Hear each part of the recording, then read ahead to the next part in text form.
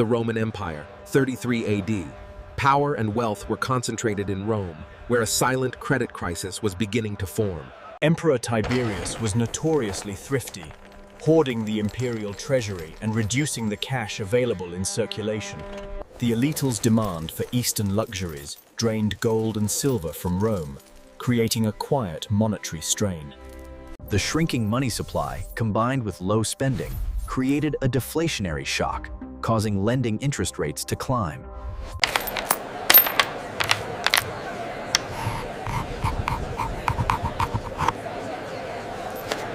This is an outrage. I am innocent!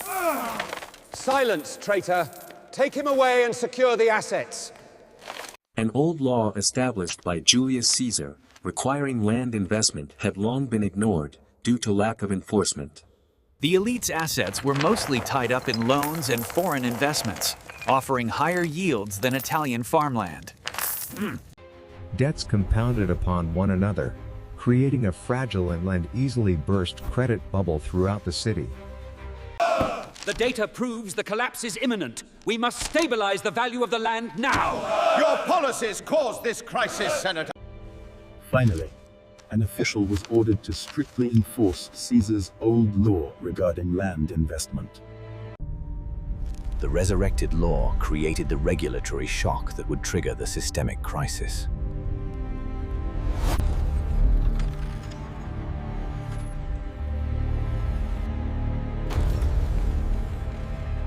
Two-thirds! It cannot be! We don't have the cash! We need the money now, Senator, or we face prosecution!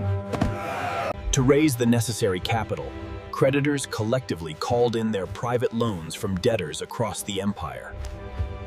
The massive demand for repayment triggered an instant liquidity crisis and a devastating credit crunch in Rome.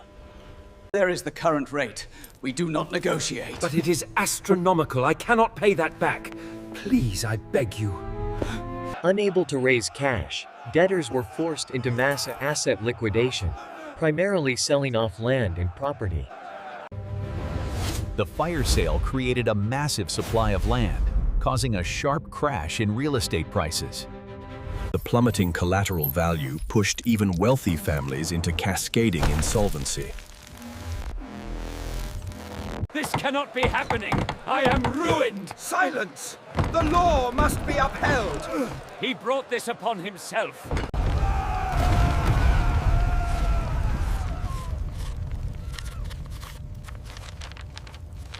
This was a textbook example of the debt deflation spiral, where falling prices increase the real burden of debt. The financial crisis quickly spread to manufacturing and commerce, leading to widespread unemployment. The Senate was paralyzed and divided, unable to find a comprehensive liquidity solution. The situation grew so dire that urgent news had to be dispatched to Emperor Tiberius, residing in Capreae.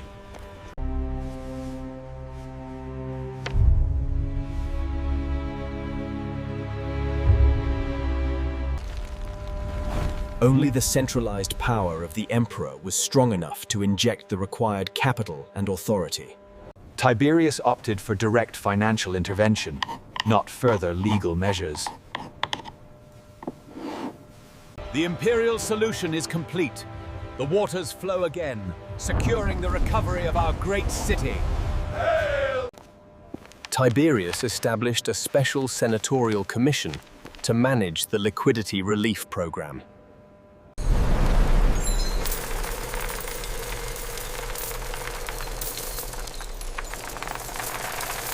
Funds were distributed through reliable private bankers for controlled lending back into the market. The capital was lent out at zero interest, sine usura, for a period of 3 years. Loans were secured by Italian land valued at twice the loan amount, mitigating risk to the state treasury. Here, take it. It's everything I owe. See that you are on time next month, or the terms will be harsher. Look at all this gold! Finally, the market is alive again! I'll take 2 of those fine pots, merchant. Price stability returns to the land market, The solution stopped the forced liquidation, stabilizing land prices and allowing the real estate market to recover naturally.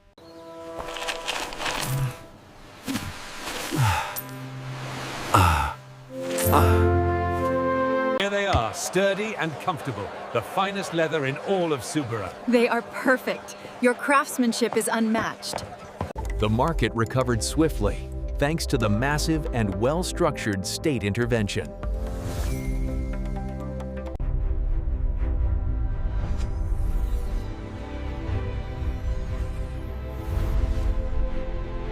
Tiberius's action stands as a successful example of macro-financial government intervention in the ancient world.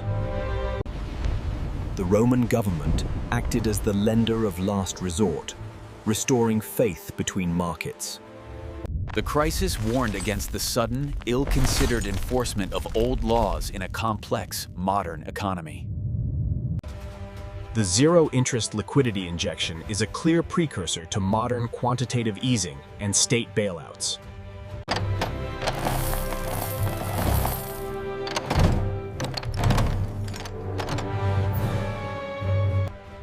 The quick recovery ensured the continued stability of the empire during the remainder of Tiberius's reign.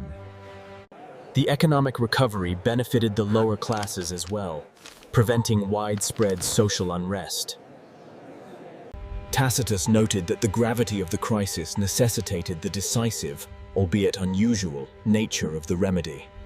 Though the credit crisis was solved, the underlying issue of land inequality and poor regulation remained a persistent problem.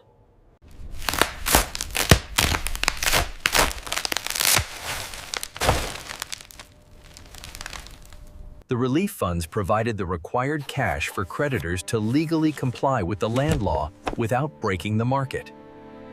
These red sandals are perfect. Thank you, citizen. The finest leather in Subura. How much for the boots? The market's quick bounce back demonstrated the efficacy of targeted, massive-scale state intervention. Animated Argentarius, a banker, hesitantly returns to his taberna, slowly opening his strongbox to restart lending. The imperial capital acted as an indirect, but effective, social relief program for many struggling debtors. The state's role as the intermediary was crucial to bridge the gap between illiquid assets and urgent cash demands.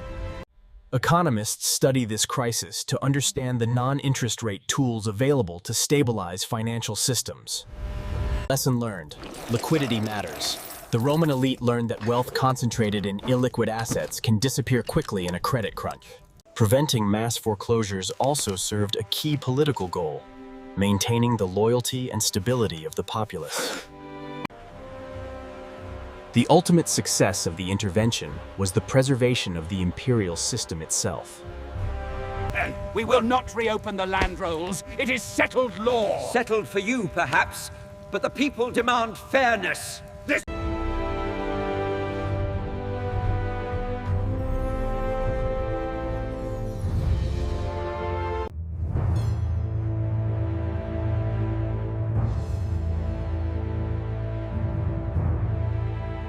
The crisis remains a timeless case study on the inherent fragility of credit-based financial markets.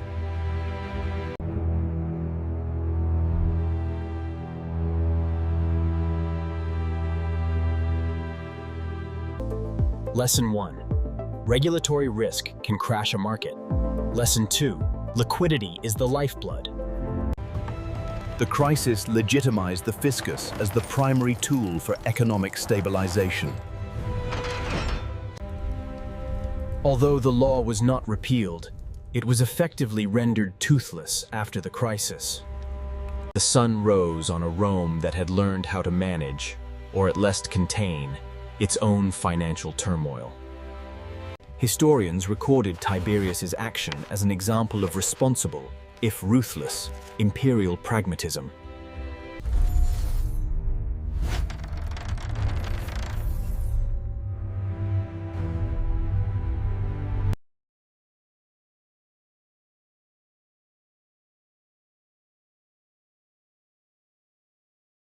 While this crisis was averted, The challenges of financial excess would continue to define the empire's fate.